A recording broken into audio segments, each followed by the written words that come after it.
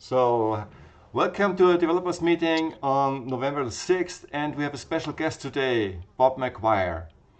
And I prepared some. Oh, hold on. I'm not preparing. I'm not prepared. I did prepare an agenda. Hold on a sec. I'm wrangling here with my browser tabs. Okay. All right. So, first of all, just to give you an idea what people are here, Bob, I make a very quick introduction, and I do it so to keep the time short as possible. So first of all, there's maybe Christian, you can wink your arms. So this is Christian Ambros. He's our head of development. He's an astronomer, and he basically shaped the system as it is right now. Underneath, you see Tommy in the blue shirt with the SMU. He's a hardware importer, basically, and he's also deep in RF, interested in RF, and supports our mission very much. Then there's Rebecca. She's in software, specialized in the user interface. Then there is Mike. He's from England. From Wales, sorry, Mike. He's from Wales. Also in software, specialized for the tracking part.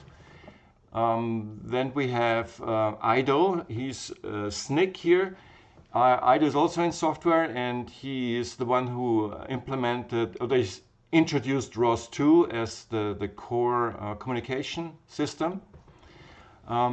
Then we've got Bojan, who is in electronics and develops boards for us, for Skyfield 60, and tests equipment.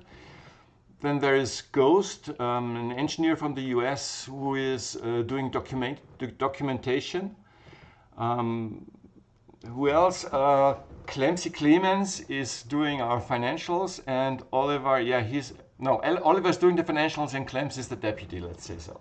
Okay.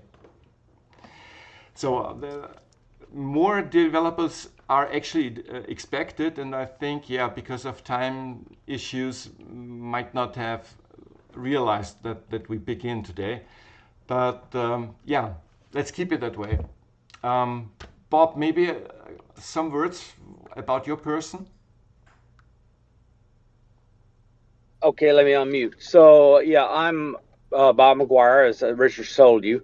And so the history of my involvement in all of this stuff you're doing here was I was the founder, along with 4 other people, of UAPTN. They are since long gone, and Steve hung around and brought on new people for Sky Hub. And I transferred all of the assets from UAPTN to Sky Hub because I really cared about the outcome. And I donated money to Steve and donated hardware, including I loaned him.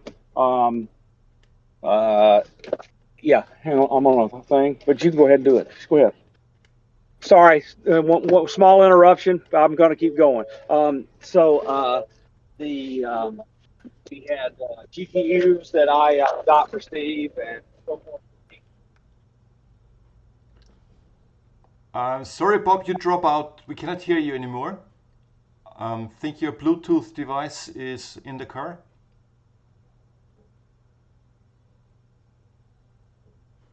Yeah, sorry, it's still connected to my truck. Okay, I'm back in the truck now. I'm back in the truck now. Sorry. Yeah.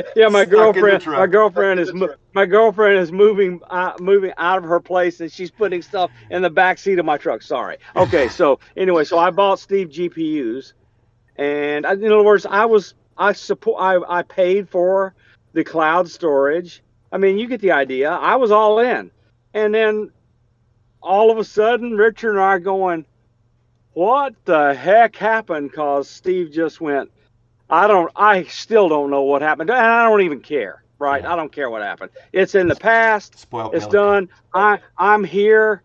I'm wanting to see Sky 360 succeed. And from what I see, you are succeeding.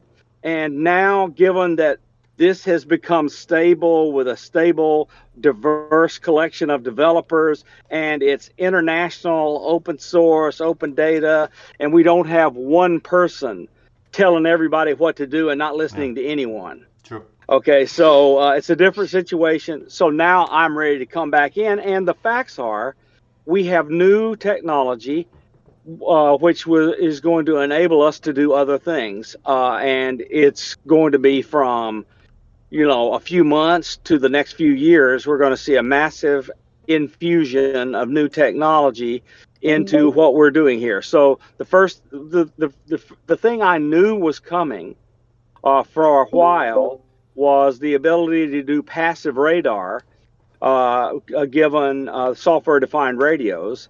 And so I've been in software-defined radios since its inception. Since the 1988 and 89 were my first software-defined radio work. So I've been in it a long time. So anyway, so I helped start the serious development in GNU Radio after its initial instantiation as a university tool, and then I'm now allowed to say that in my position, along with Charles Clancy at the National Security Agency, we took in GNU Radio and made it ours. And by that I mean we did all the development. We brought it up to, we did things like take it from single-threaded to multi-threaded. It was single-threaded until we brought it in. And we talked the original person who supported GNU Radio with money at the Free Software Foundation. That's John Gilmore of the Electronic Frontier Foundation, who did not like NSA, but he got along with me and Charles. He was okay with us taking on the massive development at NSA of GNU Radio, so long as we gave back new code, open source to the community. And we did not take anything that was a part of GNU Radio private. And so we worked that compromise out, and now open source is a big deal at NSA. And Charles and I are in a large way responsible for this opening up to open source. But so I got to remind you that at the same time, the Secure Linux kernel came out from NSA, so you had all that. So that was like in parallel with all the software-defined radio business. So anyway, so that's kind of my history, and my background is I have a doctorate in applied mathematics from Brown University, and have a dual degree from Auburn University at the undergraduate level in electrical engineering and applied mathematics. And I was born in Tennessee, but I was raised in Alabama, as you probably can tell from my Southern accent. And I attended Auburn University, where I got that dual degree. But at the age of 10, I became an amateur radio operator. So I'm now 68, so you get the idea. 58 years, I've been a ham. And so radio is in my blood. It'll never get out of me. I have a ham radio station at my new home in Maryland. That was the second thing I put up, was my ham radio station after I got in my new home. It's just going to be with me all until I'm what's called a silent key. That means, amateur radio operator do Morse code, and when you die, your key goes silent, so you're called a silent key. So I'm going to be doing amateur radio till I'm dead. Okay, so from this is built a large amount of intuition and technical ability to do radio. So my passion in things I thought I could help with in this endeavor would be things like passive radar. So we got a 4-channel software-defined radio, and I did some initial work on it, and it was unsuitable for passive radar. And that's because the 4 channels were not all clocked by the same clock and not all run by the same oscillator. So the 4 channels were not phase coherent. So that has been remedied in the follow-on product, Kraken SDR. I have 2 of them, and I have 2 on order. And it's my intent to do finish off the passive radar work, and figure out how to incorporate it with the developer's help here inside Sky 360. So then after that, I'm going to get a little ambitious, and that's because the passive radar is going to be neat, but it's not going to be as accurate as one would like, because the resolution one gets out of a radar at these low frequencies is not very high. So what I'd like to try to do is there are now legal lasers that you could shine up into the sky, and they don't blind pilots and do other things, so you can use them legally.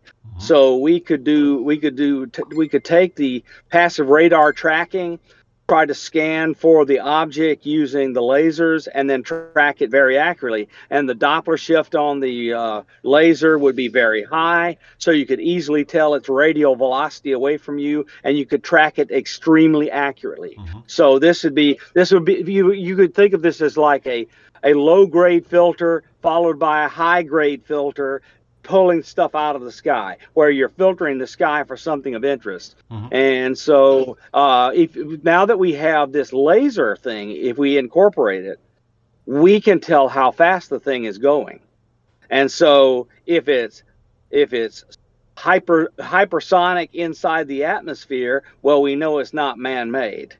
So, for example, I just think this technology is going to continue to grow, and we're going to be able to do neat things with it. So I'm interested in helping Sky 360 in a number of ways. I think Richard and I should talk about all of that offline. But I really want to make a technical contribution. And this was the plan all along with SkyHub, but it just never happened because Steve pulled the plug. And there was a 6 months before I was to start the passive radar work, Steve pulled the plug.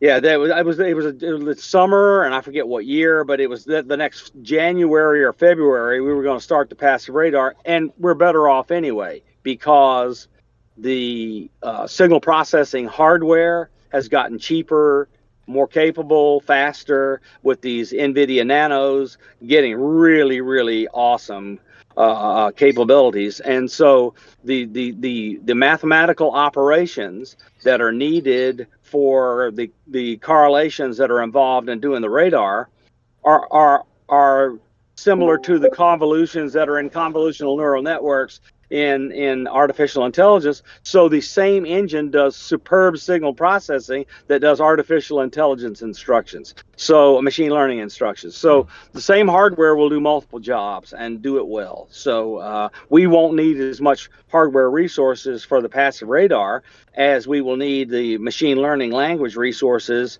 So anything that works for the machine learning stuff will easily work for the passive radar, and we can do really high quality work. So what we want to do is taking the passive radar and then follow on later on by the laser, is do the same kind of tracking that you're going to do with your machine learning, given the visual intercepts of what you see. But now the thing I keep wanting to come back to is we will see Doppler shift on both the radar and the laser. So we're going to get velocity information as well as azimuth and elevation. So I think it's going to be a big step up for us to be able to say, and size. Yes, by the time you get the laser, you're going to be able to paint it down to a few centimeters. So we will get the size of the object and its radial velocity from us, and then from and the distance from pulsing. So once you have the distance from pulsing, as the azimuth and elevation changes, you will also have the perpendicular velocity to the radial velocity,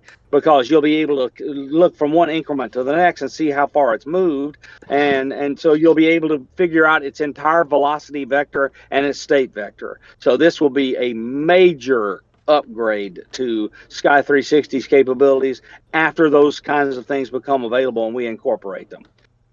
So what did I forget to cover, Richard? Yeah, basically we are done. You covered everything. Okay, good. No, so this was one of your proposals that you wrote to me is, of course, the Kraken SDR, which some of our developers already have purchased and are working on it. I have to say, one is sick from Corona right now. It's Matti. Shout out to Matti. He put a lot of questions together that you already have. Then there is Ozzy. He is Joe from Sydney. He cannot join in because now it's, I think, 4 o'clock a.m., something like this. And did I forget anyone?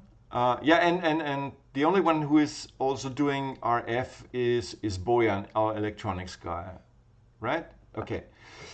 So let me jump in, Richard. So I just wanted to say that because today was an unexpected deal with moving my girlfriend out of her place. I don't have the questions with me, but I'm writing down the answers, so I'm going to send them to the group in written form. Oh, great, cool, yeah. That way you'll have a permanent record. Okay. And I'll get it done tonight or tomorrow. All right. So you say also your time is up now for the show today? No, Okay. it's not up. It's just that I don't have I don't have those questions with me. No, it's not. No. I'm good. They're going to be working in there for hours. All right. Okay. True. I mean, you know, she's got 4 closets full of clothes. It takes time. Okay. Christian, you want to say something? Yeah. So if we could manage to somehow tape the laser to the PTF, yes, that would be a good solution for tracking the object with the PTF. And not only that, you would get a visual representation of what you're painting with your laser radar, your LIDAR. Yeah. Yeah. And we could even that's what I thought. Great. Yeah. We could even implement an image great. recognition so that we know whether it's a plane with humans inside, and we do not shoot the laser. And for other unknowns, we can use it. Well, the nice thing about this particular laser frequency is it's not compromising to any operation of an airplane, and it's legal. Not in the visual spectrum. No. It's invisible. It's invisible to the eye. Which frequency? I've forgotten the details, but I will include the actual details. Yeah, and the second question I would have about it, how is the laser beam focused? Because if you focus it, let's say, to a certain range, 50 kilometers, after that, the beam gets wider, let's say. Disperses, yes, it's dispersed. So I do not know anything about the current implementations of these lasers I've looked at, so I'll have to look into that, but I'm not currently aware of how you control the focus, because I just discovered this laser stuff 2 weeks ago. So I immediately fresh. It's new and fresh. It's and this is new. This business of out of visible range available laser, and so I don't know the capabilities of the technology, but I said it's bleeding edge. So I mean, I literally meant it. We're going to be able to test stuff with it and try stuff out with it with a prototype. But what we really want, of course, is a completely tunable laser in terms of its range. If you need any help by that, I've got several telescopes ready that can spread around the sky with a computer, and I can attach any laser to it, because we did that when we started the weather balloon thing. This was an improvised version, but if you need help with the laser and doing the focusing about it, just tell me. Oh, no. So that is a fantastic thing. I mean, look, more hands are better. We learned that in SkyHub. More hands are better. So I'm all for it. I'm a collaborative type of person. So I like to collaborate. Perfect. No, and that will be very, very welcome, because I mean, it's not like I don't do other things. I do, and so anything that helps us all work together, so we have more time to do the other things we need to do, it'll be great. I'm all for it. Perfect. So what our structure is like that. We have several teams, and people work in several teams. So you're not necessarily bound to one team. We have team leaders, but also team leaders can be in another team as well, being not team lead another team, for example. By that, we already have a passive radar team. It would need a lead, let's say, that coordinates things, that gives ideas what to test first, what steps to go from step to step. And I'd really like to involve Matti. He's from Finland, and he's working for a high-tech company creating passive radar systems, but for, I don't know whether I can say that. Yeah, anyhow, high-grade passive radar systems. But he's also interested in creating a low cost solution. So he's familiar with the technology, and that's why I want to have him on board in this team as well as Joe is. So that would be a team that is very international and in 3 different time zones. I think the only way to do this good is to stay on Discord, to exchange on Discord in the respective passive radar channel, and to communicate with these people. But keep in mind that you don't have a real-time communication, because anytime you write something, someone is in bed.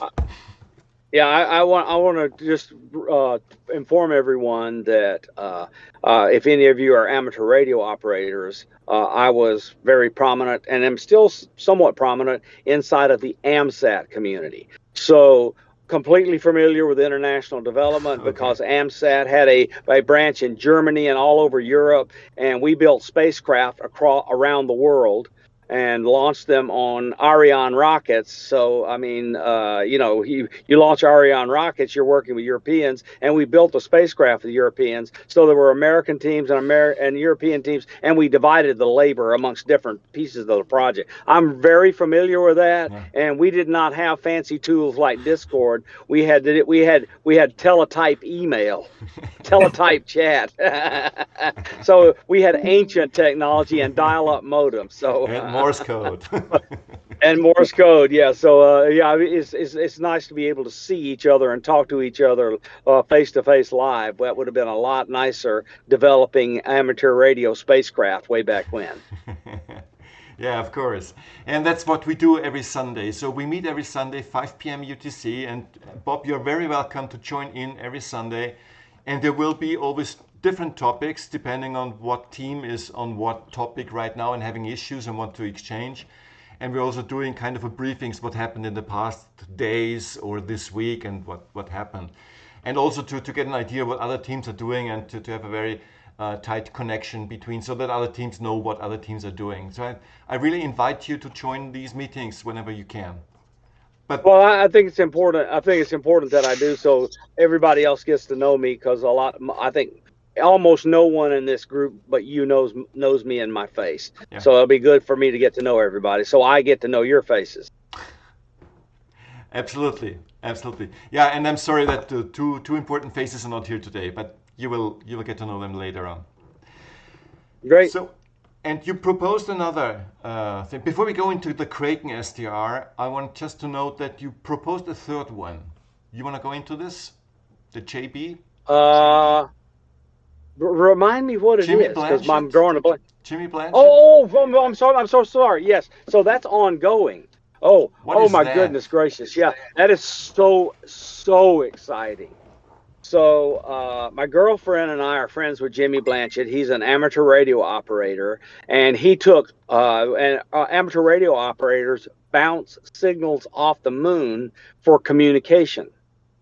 And I've done that for decades, and Jimmy has done it for 2 decades. So we already kind of knew each other anyway. And so I don't know how I realize this is a fairly hardware, software oriented group, but there are things in our endeavors and our area of interest that are not so hardware, software oriented before Jimmy. And so this is this CE5 business of where you're trying to human initiate contact with a non-human intelligence. So Jimmy took his Earth, Moon, Earth equipment and started transmitting signals. And he got a response from the non-human intelligences. And he has video recorded the response. Okay, so what was he transmitting? What type of signal? It was very, very important numbers in mathematics. Like so pi it or would be so. like golden ratios and pi and this kind of stuff. So he encoded it into a digital signal and transmitted it up. And sooner or later, he began to get a response. And so the response is now, you ready? Predictable. Okay, so he can repeat it. It's now science because it's a repeatable experiment. Okay, so that fired me up. Okay, so then I says, wait a minute. If the thing is doing these strange motions and doing these light patterns, aren't they trying to communicate? So it's like Jimmy is sending out a hailing signal on all hailing frequencies, Star Trek. So all hailing frequencies are lit up by Jimmy, and he's getting a response, but he's not attempting to establish communications. So I thought, well, I've got all these machine learning. I got this machine learning supercomputer, and all this machine learning ability.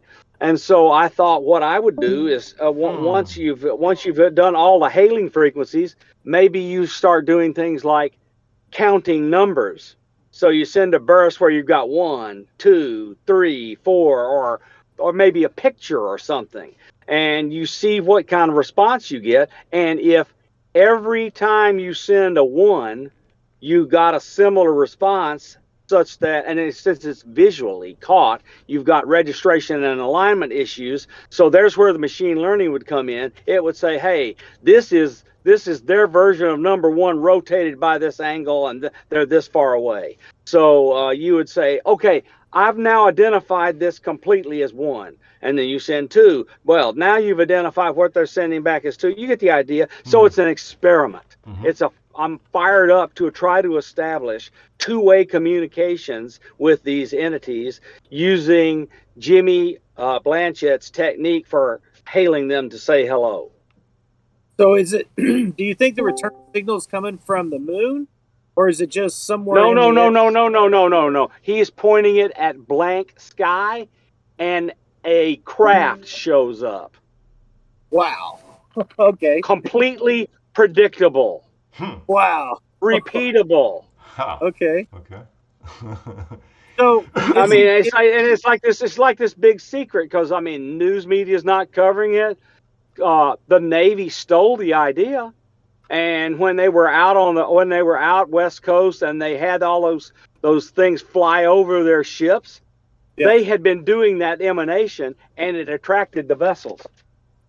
That makes. I couldn't figure out how they could get 11 orbs to show up right there a ship like that. Thank you. I think you should go to the kid. Oh yeah. All right. Yeah. Thank you.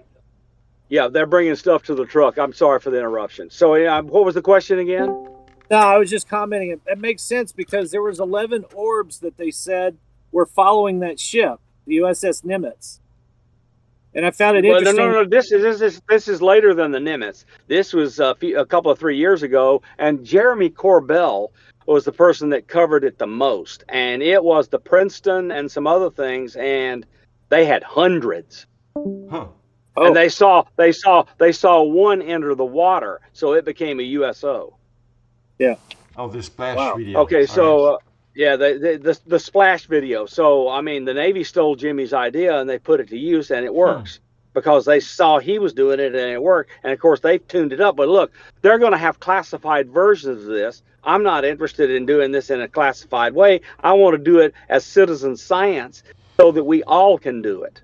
Yes. So the trick. Pardon me. Go ahead. Is Tommy. it pointing in a certain direction? Yeah.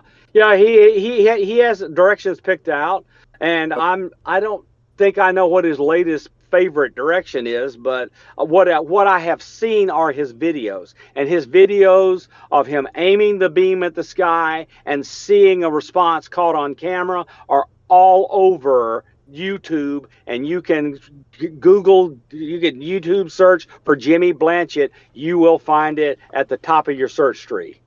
Yeah. Cool. So the trick is in the frequency or in the signal or in Yes. the Yeah. direction? All all of the above. Every one of those things is important. So he's found frequencies in the amateur radio bands, which is good. That means all hams can transmit on those frequencies. And then he sends out this number theory based signal, and he sees a light response coming from the craft, and he picks out different directions. And he has some special directions. I don't know, I can't remember the details on how he ascertained these directions, but I encourage you to listen to my interview with Jimmy this Wednesday on Spaced Out Radio. Mm-hmm. So the Science Bob segment is on Spaced Out Radio the second Wednesday of every month. And this time Science Bob is interviewing Jimmy Blanchett. We will go over his capabilities, and I will ask these kinds of questions, and we'll get the answers from the horse's mouth, as they say. Hey, can I bring up the 1.6 gigahertz now? Yes, of course. Why not? I mean... Okay, so I'm heading up this L-band channel on purpose because I represent a brand out of Germany that manufactures spectrum analyzers and antennas. But we make all different kinds of antennas: directional, omnidirectional. But we've got this special called an isolog. Looks like a half a moon, and it has 32. I know it. Oh, you're familiar with it? Yeah, I'm familiar with it. So it's got 32 directional fins on the inside. So if anything goes into its path, I can tell you what side of the antenna or whatever direction it's coming from. Well, I also work closely with Skinwalker Ranch with Eric Bard and great. Yeah, I know. I know Eric. That's great. So they've got some of my equipment out there now. They're actually using the spectrum analyzer and the half dome isolog antenna. That's wonderful. To monitor all this. We just actually got through installing it, I guess about a month ago. Anyways, what's interesting is that talking with Eric, so I guess you've had the same conversation about the 1.6 gigahertz. Well, that and I knew of that number when it was still classified. Okay, so what are your thoughts about that? Because what I've done is we have these the fins that are inside of there we call them hyperlog antennas, and they're just directional. So I sent one to Australia and one to Florida, and my idea was to send one to pretty much every continent that we've got a developer in, to test the direction of where we could find these 1.6. And what we're finding that's kind of interesting, just on the cuff, without even doing any deep research, is that some places it's consistent, and some places it's like Skinwalker Ranch, it's on and off. It's not all the time. Let me ask you a question. Do you have instances of this in and around Aberdeen Proving Ground in Maryland? I don't have any equipment up there yet. Why you ask this particular question? Why do I ask it? Yes, because I regularly see triangles and other things over and around the Aberdeen Proving Grounds. So I was driving down U.S. Highway 40 by Aberdeen Proving Grounds, and a three-pointed triangle with lights in each corner flew over and hovered over my car, and the military came up with a helicopter, and it took off. Huh. What? Huh. Oh my God, that's crazy. Look. I mean, look. I'm an experiencer, not just a scientist. So I've experienced UFOs and other things for the most of my life, and it's easy to find the videos and other things that covered my visit to Christopher Bledsoe. So I visited Christopher Bledsoe in North Carolina, and he and I had multiple experiences together. And just let me say that since that time, my life has never been the same. And that is the reason I founded UAPTN. I wanted to put that equipment at Christopher Bledsoe's house. Of course. Did you hear the story from Brandon, the owner of Skinwalker Ranch, why he was so adamant about buying that property from Robert Bigelow? Yes. I interviewed him on Spaced Out Radio, and he and I regularly chit-chat in the background. Yeah, that's crazy. That's Enlighten us, please, Tommy. What are you talking He about? was in the back of the ranch, next to the mesa, next to the close to the triangle, and with a bunch of people. And he looked over to the mesa, and there was a UFO, and it lit up. And no, that is a UFO. But then the mesa lights up in the strangest possible way you can imagine, and there's no source of illumination that they can detect or find. And so the whole mesa just lights up, and they have this stuff video recorded. Brandon showed me the videos, and I think it was on the show, but though to tell you the truth, I've never watched it. That's funny. Yeah. No, he said the thing moved over, left, and then it shot off and took off. Yep, and then there seems to be some association with a reservoir near there, and they've seen the thing come out of the reservoir and come over the mesa. And then there's these weird illuminations of the mesa they cannot find any explanation for. Wow. Okay. Well, we're not going to solve Skinwalker Ranch in Sky 360. And I'm glad you're working with them, but I mean, that's a little bit out of the scope of Sky 360. No, but I am curious about this communication link, because, I mean, if you watch Hollywood and you believe any of that, they could take over our communications and embed whatever they want into our signal, which I mean, encrypted or not, I believe that. But it's just it's odd that it's you've got satellites all over this planet that are producing 1.6 gigahertz in the L band specifically for communication, but it's not consistent everywhere. And it's in and out at Skinwalker Ranch, almost to say that there's a blanket over that area and somebody's controlling the signal on the inside, so that the satellites on the outside bearing. Okay, so now I know why. Now, so you can easily Google and find out that I founded Hawkeye 360, and my intellectual property is the basis for the company, and its purpose is geospatial intelligence, and specifically RF geolocation of emitters on the ground. And so now I know why they were so interested in Hawkeye 360 and its capabilities. Yeah, that's it. And so just so you're aware, the National Reconnaissance Office just gave Hawkeye an extremely large contract to incorporate its satellite constellation into the national technical constellation. That's cool. So that means that Hawkeye 360 is not covering Skinwalker Ranch.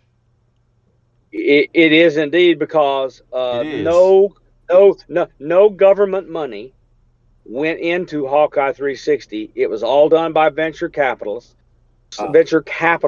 So we are not beholden to the government, and we can sell our data to whoever we wish to sell it to. And we're the first RF geospatial intelligence company in the United States allowed to sell data to foreign countries, because all the other ones were captured by the federal government, and they sell all their data to NRO to be fed to NSA. Hawkeye 360 escaped all that. That's cool. Any idea, any insight into Hawkeye 360 and the Skinwalker Ranch topic? And the answer to that's no, and it's quite clear why. They purchased access to the data, and they have NDAs. They don't want whatever they found with Hawkeye to be distributed. So I'm not privy, because I'm not on the NDA. Got it. So Eric Davis has basically now data from Hawkeye, right? Yes. All right. Yeah, he and I. Well, look. I mean, after he and I talked about it at SCU last June, and the people from Space Command came and wanted me to help them with Hawkeye, incorporate Hawkeye into Space Command work in Huntsville. I knew that they were going to use it, but again, I'm not privy to their day-to-day operations. So my role now is I gave them the intellectual property. I helped them hire the right people. I helped them get started. But now my role is stockholder. I don't have a executive office job. I'm a stockholder who sold them intellectual property, and I get dividends. Not bad, isn't it? No, it's great. Tommy, your question about the 1.6 is now Yeah, I'm good. answered. You good? Okay. Yeah. Yeah, I want to carry a further conversation on with him privately, so we'll just keep going. All Yeah, right. yeah. Richard and I need one. You and I need one. We'll do it. Don't worry. Yeah. It's nice being retired. True. So may I just run through a couple of questions? Yeah, of course. Most of them you already have. So the first question is, with passive radar, direction finding and or passive radar, what is better for UAP tracking? Both at the same time? So you dropped out in the middle of the question. Please repeat it. Okay, so the first question is direction finding and or passive radar. What is better for UAP tracking? Because the Kraken has 5 channels. How shall these 5 channels be used?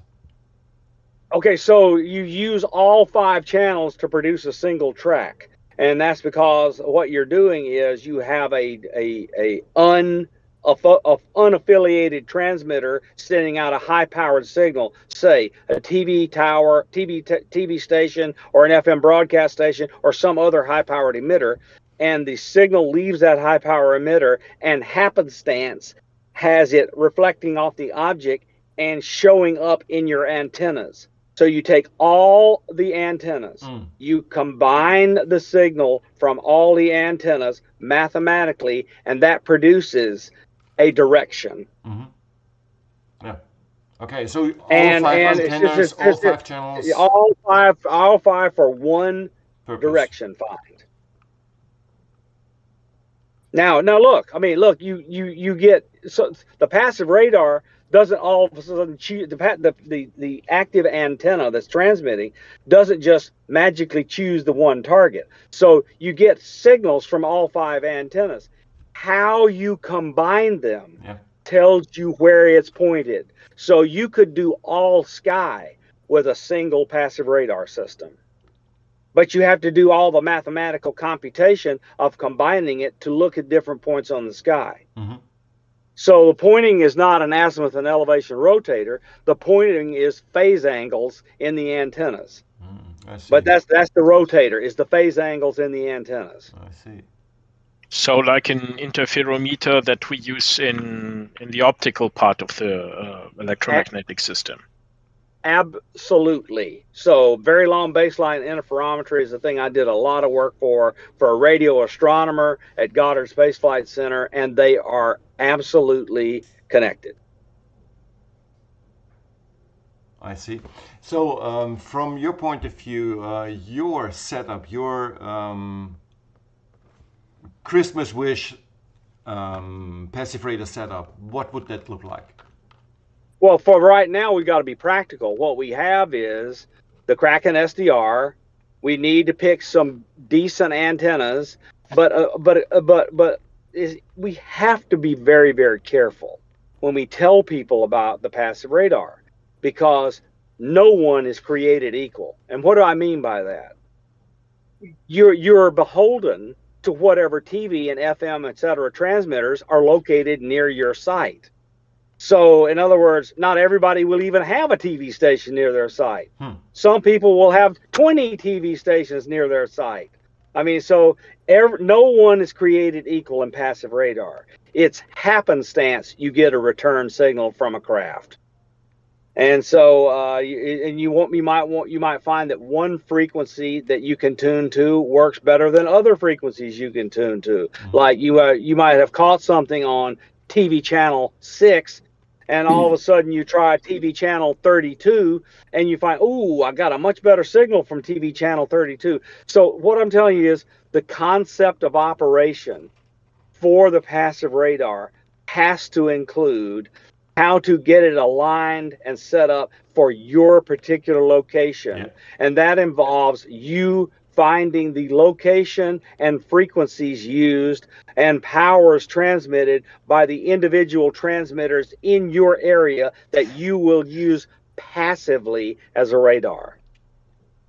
Yes, true. So if So I then have three we- actual TV towers around in, let's say, a range of 50 kilometers, they will do, because they are major sending stations, yes, major yes, broadcasting stations. you will be surprised how much signal is returned. But I want you to think about it again. So what you're doing is mathematically focusing your receive antenna, and when you mathematically focus that antenna and you have a reasonable aperture on it, you now have magnified the signal. So in other words, the focusing of it adds the antennas up, and that adding up the antennas is gain. So you get gain. So you get a Yes. weak signal and you add gain with the antennas. Mm-hmm. And so it increases the observed signal strength when you add them up, and you get processing gain in your system. So that's how it works. But so the answer is, everybody I've ever known that had a large TV station near them, one even, got passive radar signals to work like a champ. It was worse. If you got 3, you're lucky. Okay, so talking about the Kraken SDR, it has 5 channels. What would your recommendation be for an average nice tracking to separate the antennas? Well, it's wavelength dependent. So let's suppose you have, given the transmitter frequency, you would like to space your antennas probably around the circle at approximately a half wavelength apart. That's so you don't get ugly interference fringes from your phased array. Now look, it isn't going to be perfect, because it's a perfect phased array only in the azimuth. So as soon as you add elevation, you're going to get imperfections in the phased array. But you can alleviate that in software mathematically, and when you do that, when you calculate the elevation you're observing. So in other words, the antenna system goes from circular to ellipsoidal when you leave horizontal and you tilt it up. So now the antenna system cross section appears to be an ellipsoid, and you have to correct for that in software. But look, this is all done software. You're just gonna I mean, I suspect there's more than one of you that cares about the details, but you can use this just as a black box and not understand the math. But the math is not that hard to understand if you are willing to spend some time learning it. Okay, just give me, for every one of us, just a quick idea. Let's say you said you split the wavelength by half, and that's the distance, average distance of the antenna. So give it an example for this, so that we get an idea of. Yeah, sure. The one that I've loved doing is because it's widely applicable to all sorts of signals, like cell towers and other things, Wi-Fi emitters, things like that, is 5 vertical monopoles, a quarter wavelength each, separated by on a circle with radius half a wavelength.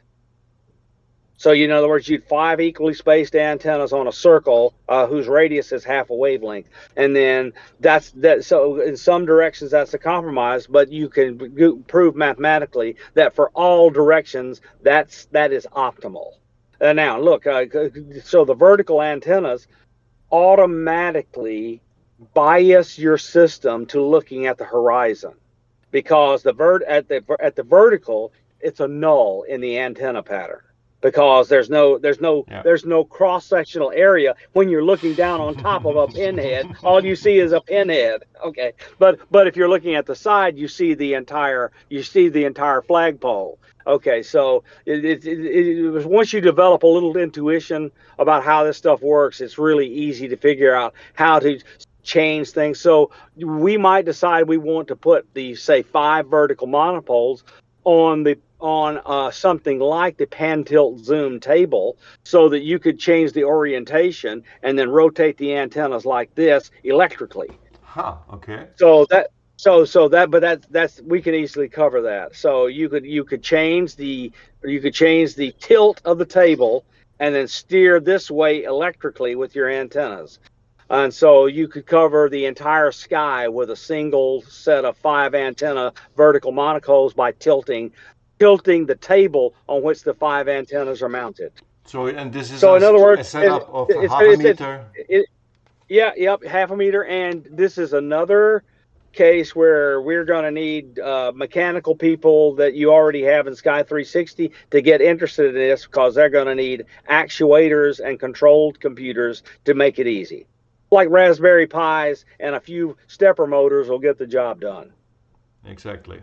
We already have a PTF working with a telescope control that does 0.2 arc seconds as small a step size. I think that will be efficient enough. That will be more than efficient enough, and it's absolute overkill. And the reason it's so you want to go ahead and use it since you already have it, but it's overkill because the resolution of these radars is many degrees. Many degrees. Yes. It's like 40-something degrees will probably be typical. For the optical part, this is the minimal resolution that we have to use for telescopes. So yeah, of course we can scale it. We can drive with arc minutes. The maximum speed we gained with that system is 15.87 degrees per second. Oh, that's more than enough for passive radar, because the objects even at if it's faster than the speed of sound, is 20 kilometers away, it's going to move fairly slowly across the sky. You can easily track that with your passive radar on that table. Okay, so we can use BTTS for the passive radar too, and this is then we are settled. Yeah, I think it's by the Kraken SDR. Find your local emitters, put your antennas on the table. Let's go. And we make an exterior device, an exterior compartment, where the stone table is sitting in. Cool. Yep.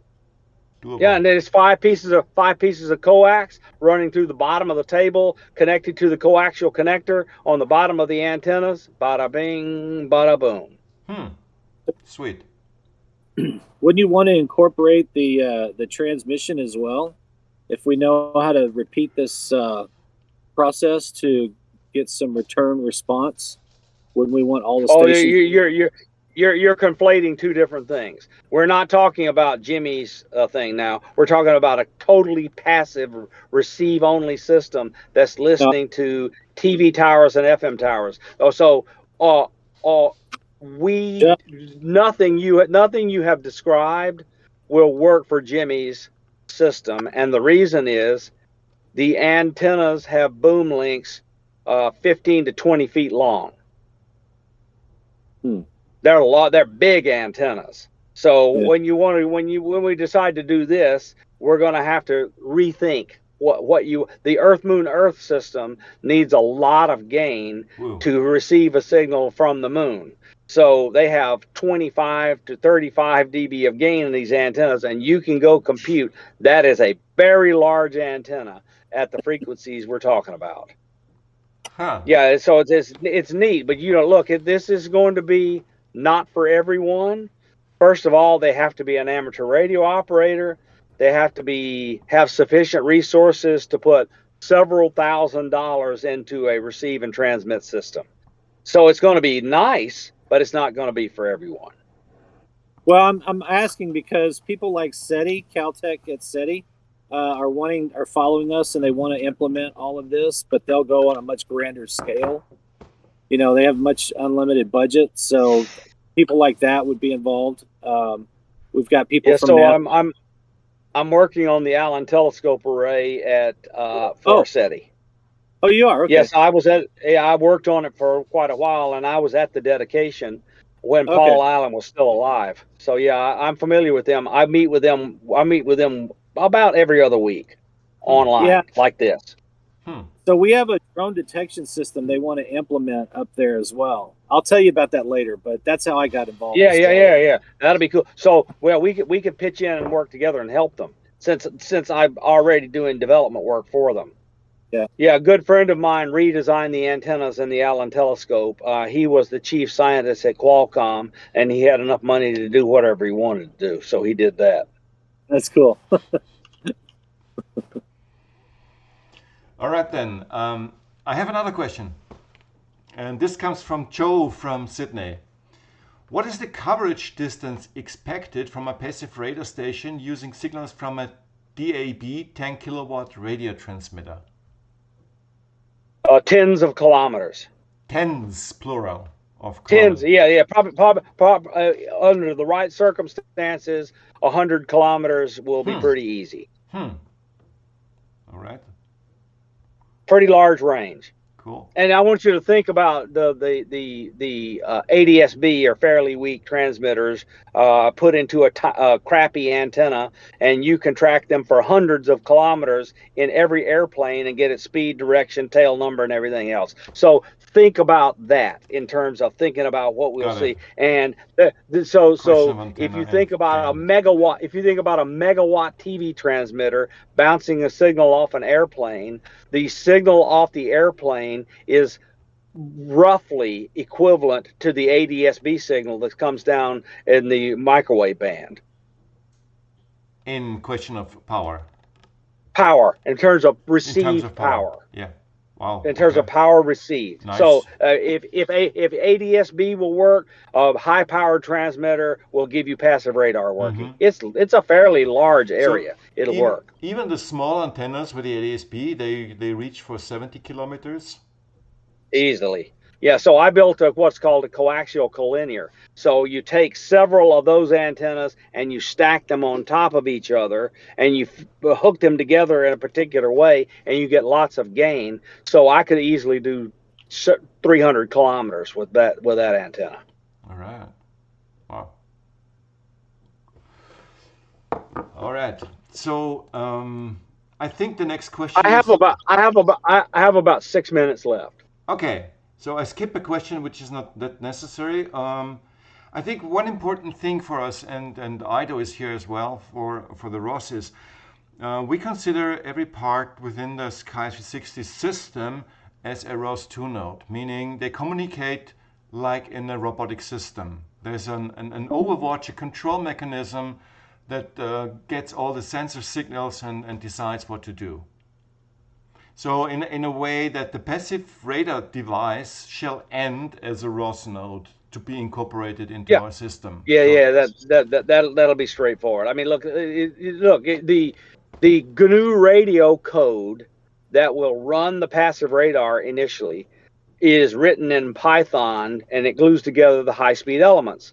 So an output of the code can be, take your Python for ROS, and I start emitting transmissions for your ROS system that notifies that system what I have just received. I don't think this is hard. I think it is close to trivial. Yeah, exactly. Yeah. Ido, you're muted. No, he's not. Oh, you can hear him. My damn, I'm coming back. From the passive radar to ROS2, and then do the detection actually on the neural network. Yeah, I don't disagree with that at all. I think the neural network, the very minimum it is going to be able to do is apply super resolution to the crappy resolution of the passive radar antenna. So a little movement of the object with constant collection of signal, you're going to be able to dramatically increase the resolution of the result by using a neural network. Yes. Think of it as painting a picture. And you know how super resolution and all these softwares work on the pictures. It's the same thing. It's exactly mathematically equivalent. Mm-hmm. Yeah. Cool. Yeah, that would be amazing. So what is the output of... Yeah, excuse me. Bob, go ahead. I was just going to say the output will be azimuth, elevations, and Doppler shift, and time stamps. Perfect. Yeah. And do you know the frequency of that? Like how many will we get at, let's say, per second? What's the hertz of it? It's very, very fast. You can continuously track a fast-moving object. So I can choke your system. So, do you know data? Can you send maybe data like as an answer on the email? You said all sorts of kind of data, metadata, synchronous data. You could take the radio transmissions and actually include them into a package that you could put into the cloud along with all sorts of associated metadata. So the metadata would be like your location, your antenna system, the gain of the system, the azimuth element, so forth and so on. So you can do everything from raw signal all the way to all sorts of nuisance parameters and other metadata. Perfect. Okay. Yeah. So we'll speak more about how to do the host integration. I'm getting excited talking to you guys. This is going to be fun. Hey, Ida, you got the Kraken as well, do you? I'm sorry? You got the Kraken. Yeah, I have the Kraken. Yeah, I have the Kraken. Yeah. Okay. Yeah, I got worried for a while they weren't going to come out, and now you can just order them and they get shipped the next day. Yeah. It brings me to the question about the Kraken. The Kraken software is supposed only to support 2 channels right now. Will we have to rely on the existence of the Kraken software support, or shall we use our own software to get data? That is insufficient for me. So I want to do my own thing in GNU Radio. So the Kraken just have five of those SDR USBs inside, really. Yeah, right? Exactly. So your system detects 5 USB again, like 5 SDRs. I see. So we should easily grab all the raw data from it. I can't imagine they're only doing 2 because they can't paint a good picture with only 2. Yeah, bad product management. That's not. And the pictures I've seen them show, they imply clearly from the resolution I have observed in these pictures and these videos, they're using all 5 channels, or they couldn't make these pictures. Okay. So the public available software only supports 2. Okay, got it. Yeah. So I mean, but we can roll our own. I mean, this is not hard. All right. And people can learn something. It's open source, so I mean, you know, we probably do not care about the super fancy GUI that they have, where they're painting all this massive maps and all this tracking stuff with streets and all that stuff on. Who cares about that? We don't care. We want to see where the UFOs are in the sky. Oh no, don't worry. Our UI will be excellent. Rebecca is here. Yeah. And what will come? Yeah, it will be good. She did a pretty good job about so far, and she will do it. Yeah, we are glad to have her. Yeah, that's awesome. Like we are thinking of really the UI looks like a mission control in a way, right? So it's good. Yeah, it's nice. Well, let's teach her some radio, and we'll have a blast. Yeah. Yeah. All right. It's all about guys. Richard, I need to run. I'm sorry, but I will be back next Sunday. Yes, every Sunday. Every Sunday, 5 p.m. Okay, UTC. I'll see you guys next Sunday. Great. And Richard, you know where to find me all over social media. Just scream and shout. Yes, you know the private channels I'm in. Just give me a shout out. We're in the same channels. Yes. One last thing, Bob. As a developer, because you are now turning into a SCAD developer, you have access to several repositories, let's say. And yeah, I will keep in touch with you and give you all the details. Yeah. Do we use Git? And GitLab? Yeah, GitHub. Awesome. As long as you're using GitHub, I'm ready to rock and roll. I do everything in GitHub and GitLab. Perfect. All right. Okay. Talk to you guys soon. And it was very nice meeting everybody. I'm very excited. Great to have you on board, Bob. Bye-bye. Bye. Cool. Yo. Any feedback from your side about this, what you just heard? Either you smile from one ear to the other. You look like what we say in German, a Schaukelpferd. Honigkuchen. Honigkuchen. No, I mean, I worked on border protection, so I know exactly what's next is coming. So. All right, good, great. Happy to be on the citizen side of it. Sorry. Yes, sure. Yeah. So, as the agenda with Bob was totally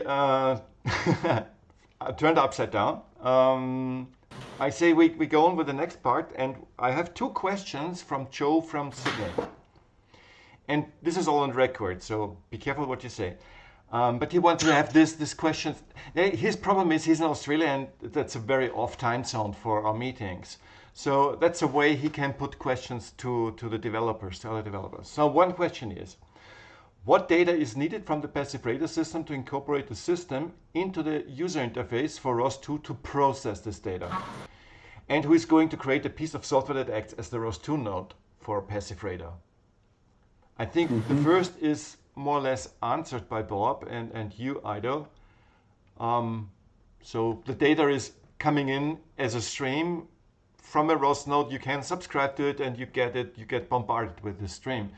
And then there must be a software that does something with this stream. You know what I mean? Decision making, I know exactly what you mean. neural network, analyzing, what have you. So we have, I think we shall keep this within the passive radar team, because I think it's not only the hardware, it's also the software.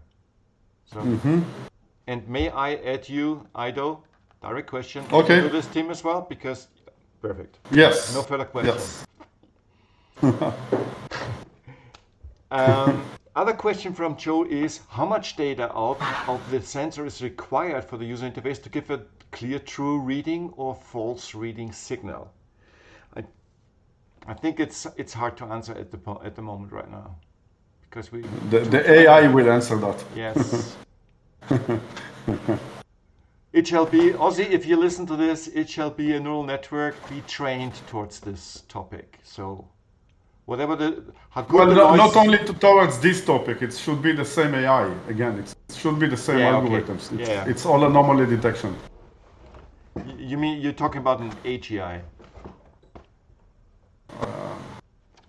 It has general purposes. Neural network. Let's make it simple. Neural network. Okay, with multiple purposes. Okay, so these were two questions. I hope, Joe, you got good enough answers. The rest has to be handled on Discord. The last is Matt Meshman, aka Meshman, is now going to present us simulation ideas about simulation. Matt, hi guys. Your stage. Hey.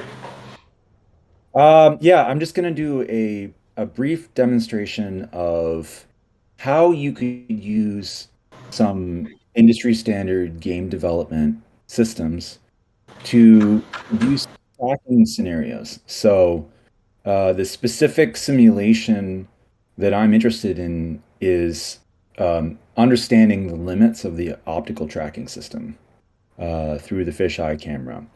How fast can an object move through the scene and be tracked correctly?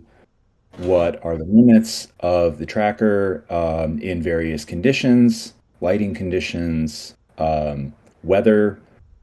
These are all things that you can assess by collecting real-world data.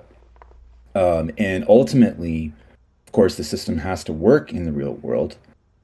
But I think you can learn a lot by using simulation to explore the basic parameter space in which you can operate.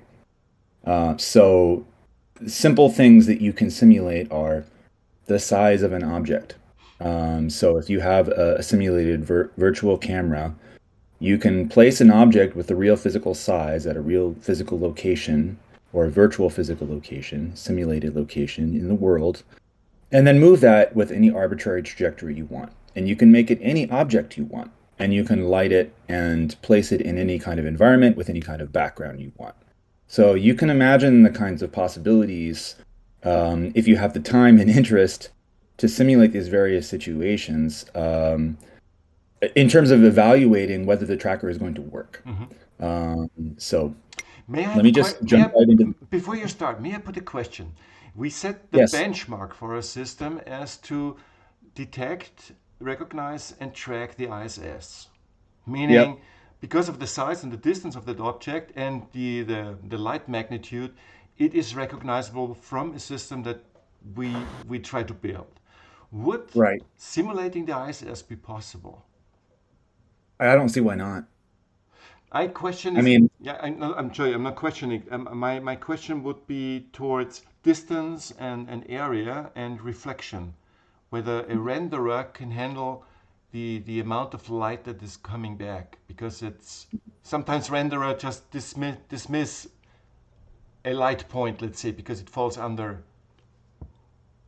a certain level of light, for example. This won't be a problem because the geometry of the ISS is known, and you can calculate any albedo of a known object. So Richard, the simulation doesn't simulate the photons, the distance. What it will simulate is, a few pixels, right, and a geometry location. Yeah. Right. That's it. And the intensity of these pixels. It's just the geometry. Okay, got it. It's not the physical aspect. Yeah. So sorry for interruption, Matt. There are aspects of that scenario which would be difficult to simulate that I would point out. Atmospheric diffraction, any kind of effects like nonlinear effects of long distance light propagation, mirages and these sorts of things. You would pretty much need a physically accurate ray tracing system to be able to do something like that. That exists. That's not really what I'm going to show today or anything close to that kind of capability. So, I mean, really basic system validation. There's an object. Well, let me just show with a demo. Let me open my demo. I'm going to share my screen.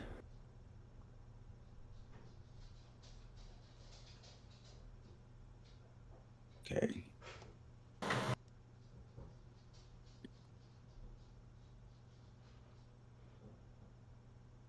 Sorry, guys, I haven't. Here we go. It looks like I have to quit Discord to be able to share my screen, guys, because of the system preference. Well, because it's the first time I've done it. OS X permissions. But he has permission to do so. Of course, you all have. Here we go. Okay. Why? It's permission on his operating system. Yeah. It was OS permissions, guys. It's Got just me. Got Yeah. Now let's see. Sharing should work now.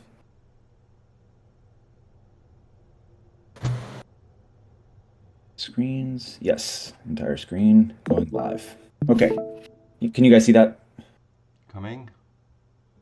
Yes. Basic simulation template. Yep. Okay. So here we have Unity Hub. Unity is a free game development system. This version of it that I'm using is free, so there's no money required to get this set up. I just installed the latest version, stable 2022.1. And let me walk you guys through some of the elements of Unity. Can you see the Unity window? Yes. Mm-hmm. Okay, great. So you have a virtual camera, and I'm just going to kind of show you some of the properties of that virtual camera. Here you see the view that's presented by the virtual camera. Because there's no light, it's on the sky. It's just a black view at this point. Here you have a transformation in the upper right-hand corner. So this tells you what direction the camera is pointing. So I just turned it to point at the sky. And then there is a light that I placed in the scene. And this is not intended to be a realistic scene. This is sort of the minimal useful scene that you could possibly imagine using as simulation data. I think that's helpful just to talk about the basic elements of the system, though. So the camera has adjustable properties, like the field of view.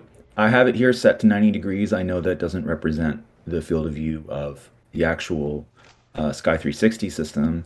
However, you can set it to whatever you want. And in order to simulate a fisheye lens, we're going to have to do something a little bit more sophisticated. in order to produce the correct optical distortion function. Because the default camera in a game system like this is a pinhole camera. So it's a simple linear projection. And then we have a target, and the target is a sphere. So I just created a 1 meter sphere, and that is a child of the object, which is the tracking target. And then you can set the position of that target. I set it to 100 meters above the ground. So we have 90-degree field of view camera pointing up, and a tracking target 100 meters above the ground. And then one of the basic elements of Unity is that when you create an object in your virtual scene, it's not static. It has properties that are updated over time. And this is where the simulation part becomes interesting. So I implemented a very simple script to describe the random motion of an object. It's called random motion. And essentially what it does is every time step in the simulation, okay, so every frame that you render, you get the delta time, so the amount of time that has elapsed since the previous frame. And here I'm generating for every frame a random direction vector and a random speed on the range between 0 and the maximum speed that is a property of this behavior. And you can see the properties of the behavior here directly as sort of fields below the behavior attached as a script to the tracking target. So I just added a component, which is this script component that tells this thing how to move around in the world. I said the maximum instantaneous speed of this object is 100 meters per second. That doesn't mean that it's going to always go 100 meters per second. It's just going to be moving in each simulation frame interval somewhere between 0 and 100 meters per second in a random direction. And I'll show you now how to run the simulation. It's just simple as in the editor, just hitting this play button right here. And I don't know if you can really see it because it looks pretty small, but there is a little white dot on the screen, and its transformation relative to the world is changing. And it's changing according to the script that I defined. So at every time step in the simulation, the thing is moving around. Now, I can play around with the amount of random motion by changing the maximum speed. So let's say I change it to 200 meters per second, then you start to see the thing wandering around a little bit more. And then if you go up to 500 meters per second, well, now it's moving a lot. And this would be a pretty challenging scenario for an optical tracking system. And, you know, it's a separate discussion about what is the appropriate type of motion to simulate. What kinds of motion could we expect from objects in the real world?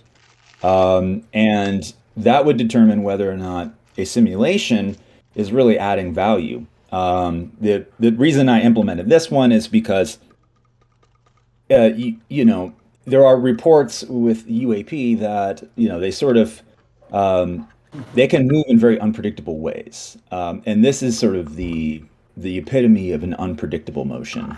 You basically are looking at something like Brownian motion. Now, if I run the simulation again, I can switch to the scene view, and then you can actually see the tracking target moving like this. And if I just zoom out a little bit, you'll see that it sort of randomly wanders around the sky, and then that it's relative to the camera and the light. And then you can see both of those if you zoom out far enough. So, you know, basically you can make the scale of this situation, of the simulation, as large as you want.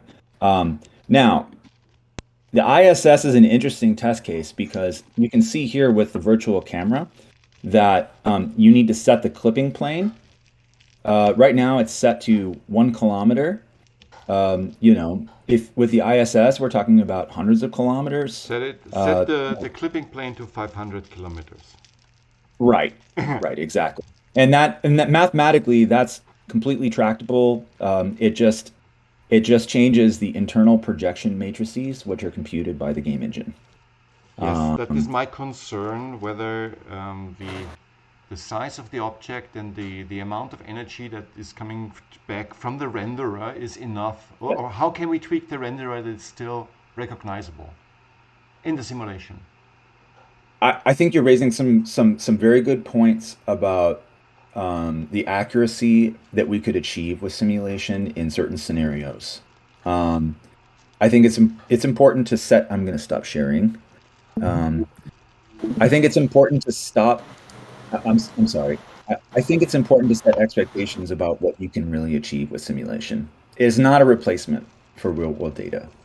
It's not the more data we have, for example, for the ISS, we can produce the exact ephemerides because we have got the two-line elements. We know where it will be exactly, and this is proven to be so good that any telescope can hook up to the ISS now, but it loses track because of the seeing, the disturbance of the atmosphere. And so and I was just thinking, if we use that simulation to get rid of the seeing, the disturbances, we just have to simulate the disturbances, and this is in a frequency range from 50 to 100 hertz.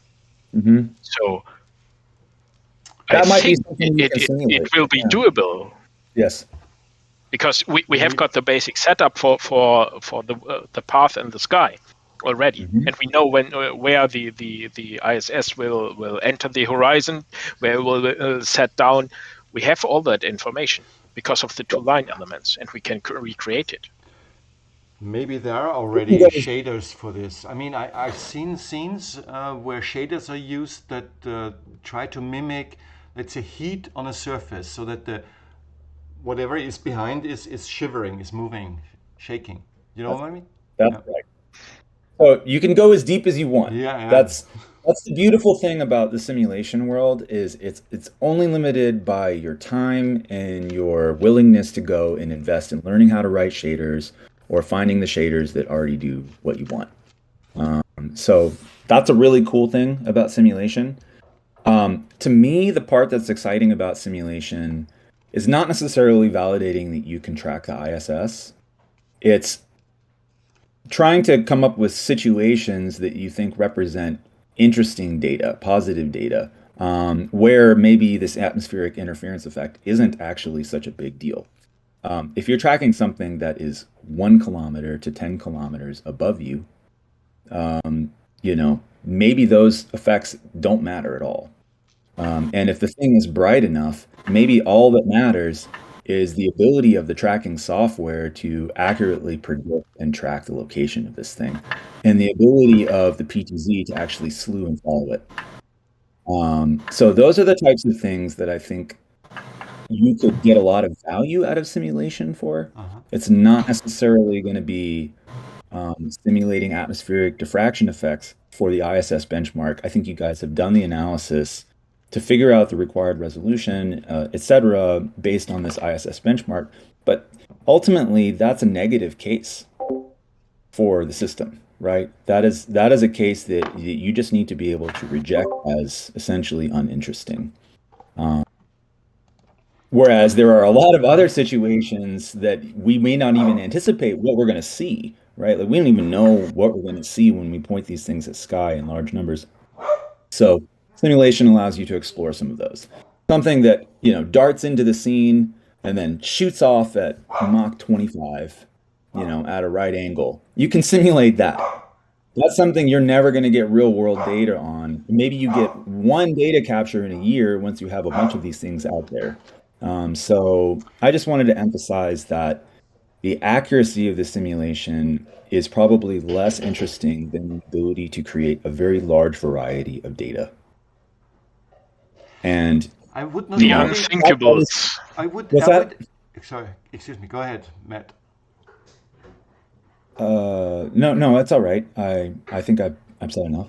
I would even add not only to use simulation for training material, So to simulate an object and to keep it in track, but to simulate the whole process pipeline that we have. So for example, if we have a fish eye, and let's say you can create a second camera view in Unity, so to have two cameras, let's say, one represent the fish eye, and we throw just a simulated whatever object in the scene, would our software pipeline with, at the end, the pan tilt guiding, and that can also be simulated. I mean, we also have to simulate the motor's kind of latency somehow. Then, let's say if we have one simulated that we can reference with the hardware, so that we have a real one-on-one simulation with the hardware, and then improve the software based on the findings with the simulation. I think that's a great idea. Added on the training material side. Yeah, that's exactly what I was hoping would be the value add for simulation in this project, would be the ability for you guys to try your system in the virtual world, and all the aspects that you talked about, the interaction with the real software stack. Maybe you can wire ROS into Unity, and then have a socket connection sending data between them. This type of thing is possible. We can use it to run dry runs for the PTF, for example, and combine it with the thing Bob McGwier just told today, so that we can use the laser attached to the PTF for the pointing, and to see on the all-sky cam and to produce a real, let's say, UAP from the PTF with the laser to the all-sky cam, and check practically if all-sky cam performs right. And so we get a triangulation of it too. So we can triangulation testing. Good point. Yeah. So we can reference it. Yeah, and you have ground truth data, which is exact because you're generating it, right? Yes. So I see the point, and okay, I've got another question about it. I have an old Maya license, and I'm some good with Blender too. Can they be used for that kind of simulation too? You can use because those. Blender has an option for the transformations that can use rate ascension and declination as used in astronomy for. I don't know if Unity Hub can do that too, using two angular vectors instead of X, Y, and Z. I think you can code anything. Because it's a problem having X, Y, and Z on a spheric system. Okay. So let's talk about. There's two different aspects here. There's the simulator, which operates natively in a Euclidean coordinate system. It's just straight 3D, the same way that any game would be written. That's just producing the input to the system. So if the software inside the station is using, astronomical coordinate systems or whatever it uses, that's fine, because you have a level of decoupling where the simulation is just providing sensor input. Now, if we get into a thing where we're sending back commands from the ROS system to the simulation, and that's moving simulated cameras around, then you have to pick an interface for that, and we may have to write some code to do whatever transformations are necessary based on the standard of the coordinate system that you're choosing for that control system. But I think this is all solvable stuff. It's Unity doesn't have any kind of native support for astronomical coordinate systems, but I'm just arguing that I don't think that that's particularly important for the purposes of creating a simulated scenario. And if it is important, you can implement that yourself. Yeah, it's just mathematics. Yeah. Have you looked at that simulation engine that comes with ROS 2? I have not. Okay, I'll look at that and I'll share with you. Okay. And see what we can take from there to Unity. Like how they did it for them, maybe we could build it for Unity or something. Or maybe something already exists. I don't know. I want to emphasize that Unity is just free and adequate for basic purposes. Absolutely. That doesn't mean that it's the end-all, be-all for simulation. Absolutely. It's a way for us to try some things and, see what's useful in simulation. Yeah. Maybe we find that the data is not as useful as we think it is, but it's a start. I know. I think it'll be really cool. To be fair, do you know if I assume you can produce a set of frames off the back of the scene, so we'll need to implement create a video. We'll need to implement a simple video recorder that takes the camera and records it to a video file. So I think that's probably the next step. You can patch it up with OBS Studio and do the recording with that. There's a million ways we can do it. What if the Unity simulator is at the end just a ROS node putting out images on 20 frames per second? Mm-hmm. Yeah, basically exactly. Yeah. And because then you can have lots of those little dots bouncing around, so you can determine how much noise is required to detract the tracker from tracking it. There's some really just lots of stuff that I think that can be very useful. Just having dots bounce around the screen, to be fair. So, yeah, absolutely. I think it's great. Kind of getting a handle on the basic limitations of the tracker, right? Absolutely. Where does it break down? One of the things I thought about is the fact that, the tracker's running on this distorted fisheye lens. And, typically optical trackers make an assumption about straight line motion. A straight line at Mach 30 across a fisheye lens is not a straight line in image space. So that might be something that you have to work on too, is, modeling the tracking prediction function based on the actual function. Yeah. So that's all I had to say. I just wanted about to that distortion function. Just a second, Christian. I'm looking it up here, and this stuff already available in ROS 2, like a wide-angle camera, fisheye included. What? Already again, ROS 2 includes simulation in it. So the simulation engine that they're using is Gazebo. Gazebo. That's what it's called. Yeah. And there is, I'm looking now, there is a tutorial how to use a wide-angle camera. If there is native simulation support for ROS 2, it may be that's better than Unity. I mean, I think maybe we should take this. Honestly, I like Unity better. Yeah. It's open and you can code in. Well, Gazebo also. Gazebo is also open source. But let me share.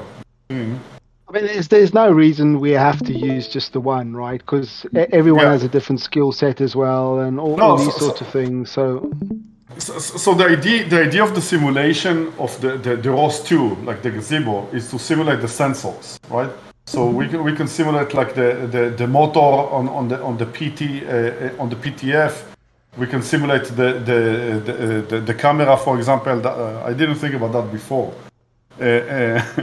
It looks pretty good, honestly. You see, this is like the video that comes out of it. We could actually simulate the whole PTF. So we have a camera, and we have the motors, and this is a separate Unity ROS 2 node. Yeah. And we just then compare what is the input from the fisheye and what is the output on the PTF simulator.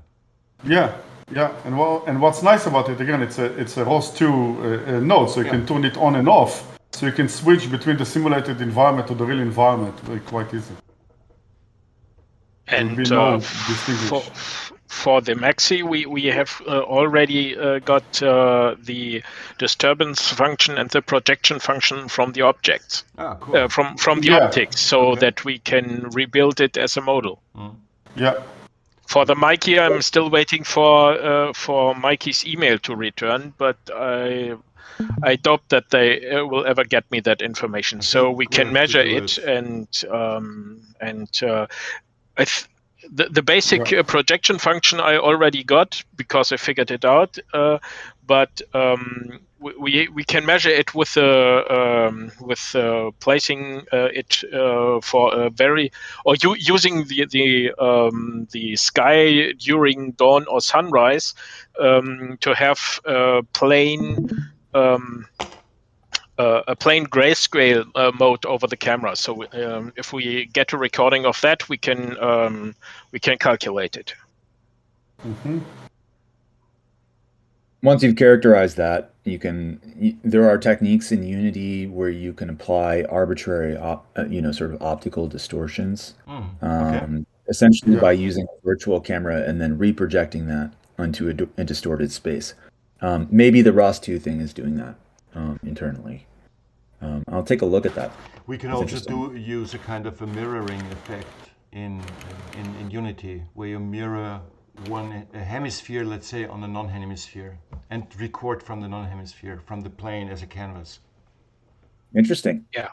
That's a good idea. Therefore, we can use the projection Unity, function. Yeah. Have you guys looked at, so there's so I've been, like, this week I've just been messing about with, like, there's some image, like an image processing pipeline,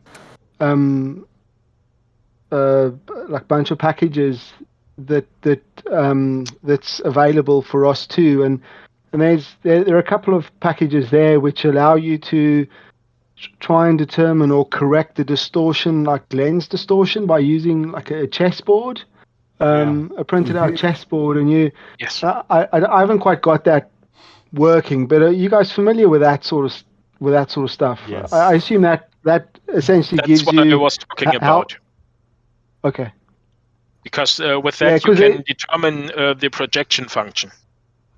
Yeah, so there's that sort of stuff is available, and I mean I can try and get it up and running to show you what it looks like, but essentially there's Mike, the only problem here is probability, doability, because in that case you have to put your checkerboards more or less a little bit far away from your camera.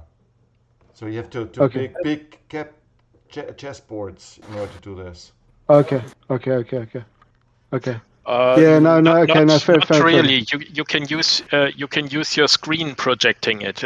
This is enough because you can reduce the size of the squares to pixel level, and this is enough. So the distance to the Mikey optics is not that relevant, because it's just a shift in the distance to the display. You can place it directly in front of it, about 1.5. I think the minimal is what's it said?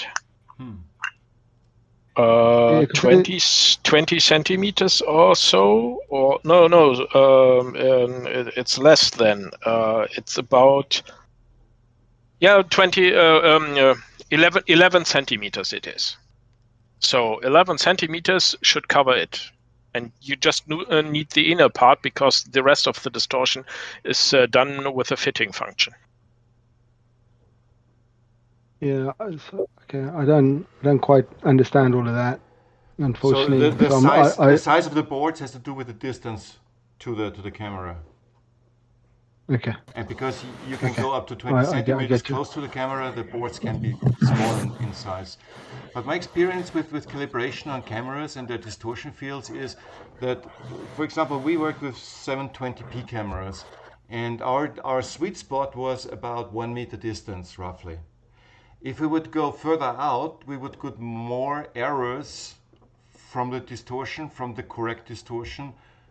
So there was a sweet spot in this. Can you recall something like this, Christian? So from pixel size of the camera and the optic involved defines a sweet spot in front of you where this calibration is lowest on errors for creating the distortion field. Yeah, for normal optics, not for fisheye optics. For normal optics, that's right. For the fisheye optics, it depends only on the distortion projection, on the projection function. And there are only two used. I pointed that out in my paper about the design guide, because you're not very spherical. It's more parabolic fitting a function. normal optic is a part of a spherical. True. Okay, got it. Yes. So this And, in whole is an egg. Yes. Yeah. But since there are just two, it's not that rough to figure that out. I said we have several approaches to do that. We can use the sky. We can use a normal display. With that, we're fine. We can figure it out. But I first wanted to wait, let's say, a couple of weeks more if Mikey gets back with the whole specs about how they designed it, and this could help us to do it more cleanly. The other one is a measurement, and we to have an exact fitting function for it, we have to do it over and over again. About to get a good function around 7 to 11 times.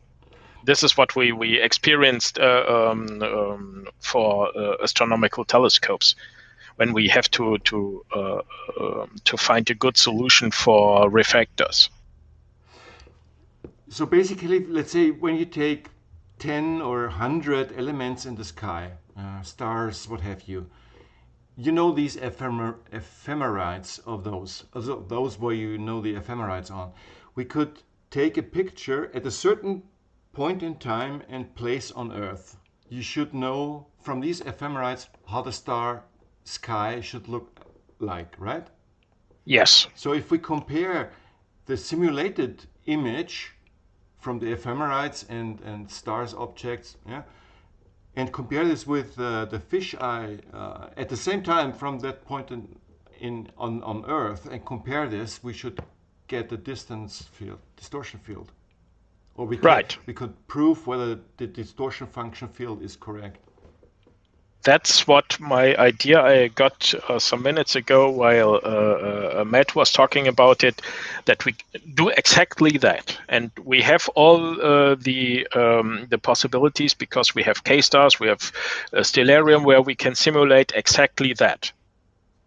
Oh, okay.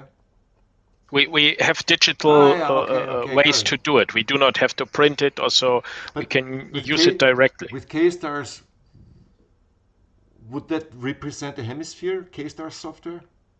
Let's say yes, we can change the projection.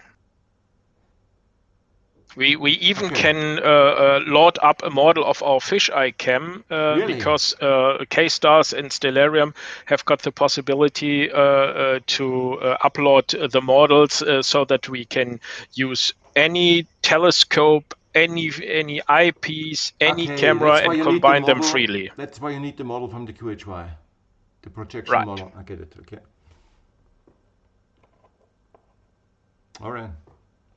So what Unity is for simulating objects, Stellarium, K-stars, Cartesial, name it, is for the night sky, for simulating. Okay. So, how shall we close the session for today? Anyone, anything to add on, or just say hello and goodbye? Rebecca, you were so silent today. I'm not used to this. Michael, if I can put a fast item out there, and what it is, here in the last week, I've been looking around for remote locations for trackers. Okay, and one of the situations I came up with here in the Western U.S., it's you have vast swatches that are not populated by people.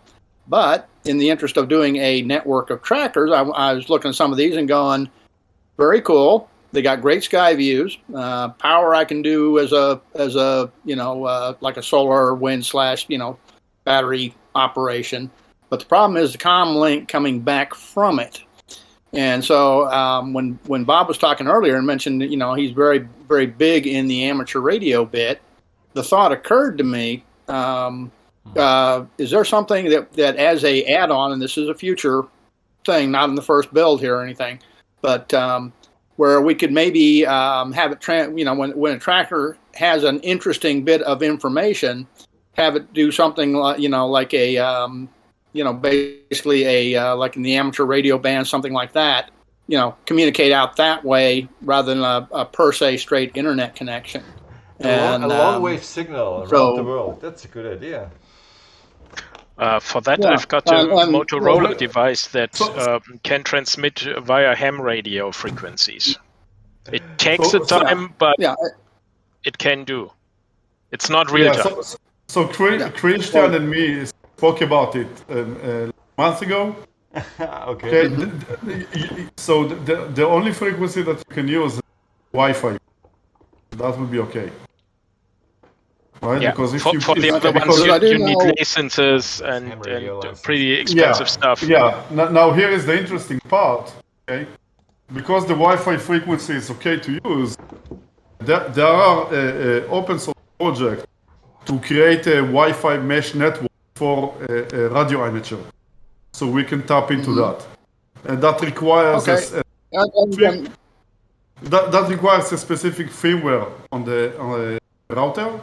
The Wi-Fi router, and you have that, that. As simple as that. Okay. Well, like I said, I just wanted to, try to get some direction to be, proceed because, like I said, I can come up with access to a lot of interesting locations, but they are remote, and I don't know. I'm kind of allergic to urban areas, for some reason, but that's that's just a personal problem. But there's a lot of these flight paths. I mean, they, when you see, in videos and things, they have a tendency to go off in whatever direction. Well, town only goes so far. And, because I do live in the Pacific Northwest here in the U.S., there's, like I said, there's just vast tracts where, there's not like somebody's house there. There's just nothing. And but I kind of got the idea because I was talking to the U.S. Geologic Service, and what the idea I got was, well, they've got seismographs out there in the middle of nowhere, and so I was talking with one of their folks here in Vancouver, Washington, and one of the things that I found interesting was the way they get their data back from these remote seismographs. In a lot of cases, is basically a cellular modem kind of type of operation. And in point of fact, they picked some of their sites specifically to be within cellular coverage. And I thought that was kind of interesting, but also a bit limiting. And when Bob was talking earlier, and I was thinking about, well, there are amateur radio bands. There are in the FCC here in the U.S. There are I think the term is station licenses, which is, where you can have a radio transmitter of arbitrary power. Putting those two together, I went, well, is there something that can be done there? And that's the nature where my question is coming from is, is there like a known thing? And you mentioned mesh Wi-Fi frequencies, that kind of thing that might be viable. Again, something I want to go looking into here, and then, because going forward, once we get past, stage one and we have, the basic tracker build going, like I said, I like the idea of getting some out there that are essentially in the middle of nowhere. And, but I need a way to communicate with them. And so that was kind of the, where my thinking went. So anyway, so it basically things along those lines, I don't know, get some feedback to me on that here going forward somewhere. Because it's just I like, because I do like the idea of a mesh of tracking stations, but like here in the Western U.S., there can be a lot of spots with very few people in them, and I detest the idea of missing spots, So anyway, so that's I just wanted to get that thrown in there somewhere, and we're going to work out a way to get a conversation going on that. I'm thinking on the either the electronics or the hardware channel. So anyway, so that's it on that. I just purchased a Starlink device and tested it here in Vienna, and I got 120 up, down, and 16 up. And I want to take it up to the Alps without any station nearby, and measure it there. And at the end, the idea is to have a Starlink solution for off-grid situations. So whether my test is whether the data stream that goes finally, not today, but in the future, that goes away from the station to a central node, wherever that is, how much stream is there produced on a daily basis or per second? Whether then Starlink is a solution that we can propose.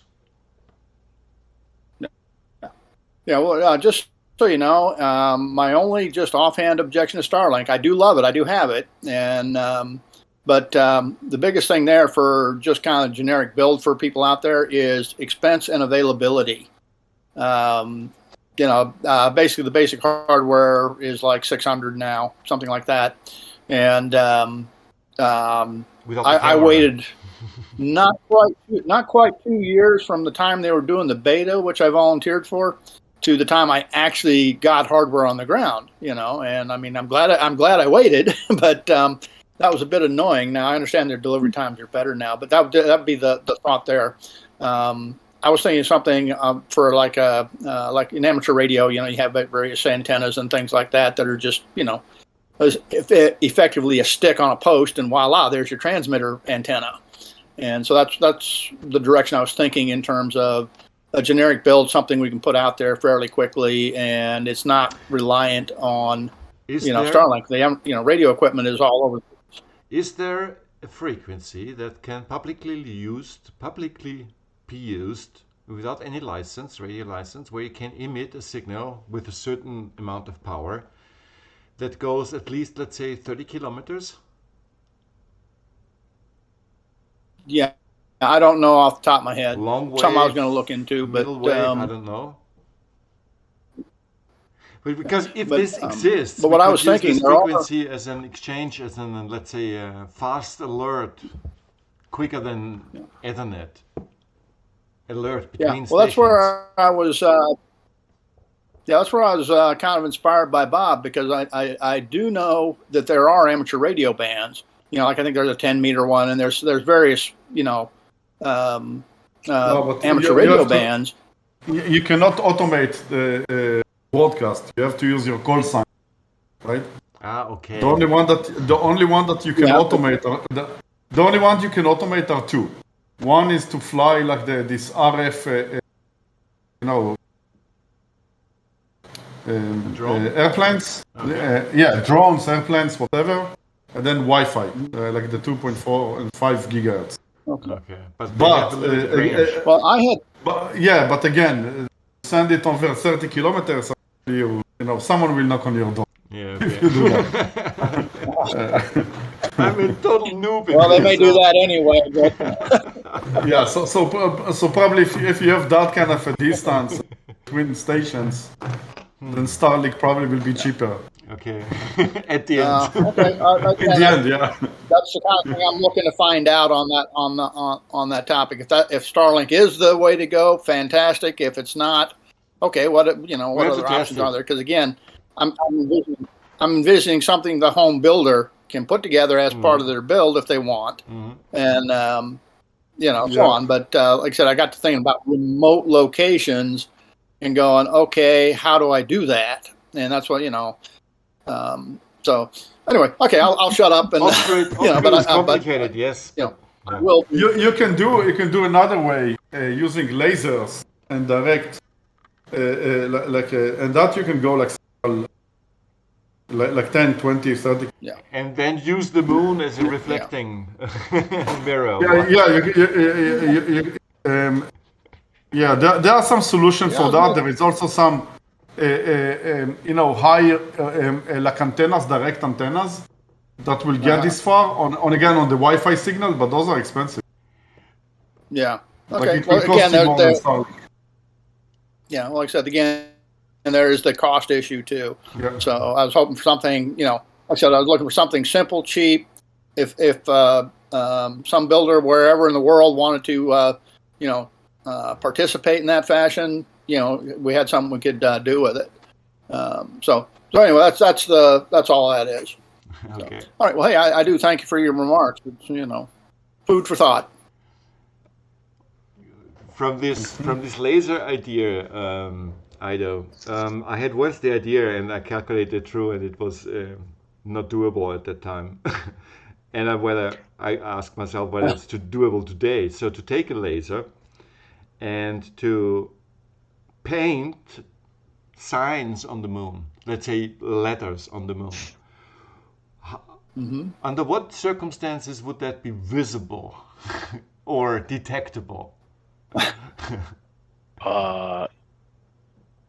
This big enough laser, no problem. With a big Yeah, enough laser. High enough output power. for the detection, you would need at minimum a 10-inch telescope and a very, very sensitive CMOS camera. Mm-hmm. Then you can detect it, but only if you hit the mirrors that were placed during the Apollo missions. If you just hit the surface, the albedo does no good, and even the European Extreme Large Telescope wouldn't detect it because the surface is so absorbent. So you can figure out by that how much light is coming from the sun. Yeah. And still it's gray. Yeah. Here, Ghost, I'll share something. What? Pardon me? Oh, you share something, okay. Yeah. So here is your 12 kilometer, 60 gigahertz antenna. $400. $400. 12 kilometers. Yeah. Okay, you have to cascade them. Yes. But it's a peer-to-peer, so it's not a central server involved where you pay a license or service fee. Yeah, that's designed to be connected. Mm-hmm. Yeah, because that's one thing I don't necessarily want to be paying a service fee for 100 locations. Yeah, true. That sort of thing tends to get out of hand fast. So that's why I was looking for a solution that didn't involve a third party. Yeah, so this will be a good solution for you up to, again, 12 kilometers. Yeah. Then you have to cascade and take another one. Yeah. I can make that work. Okay, I'll send you this link. And it's better if you contact this company, they probably will be able to say to tell you they probably even have something more. Yeah. Uh-huh. Yeah, I'll look into it, and I do appreciate the info. Yeah, sure. All right then. Hey guys, we wrap it up for today. I stop the recording.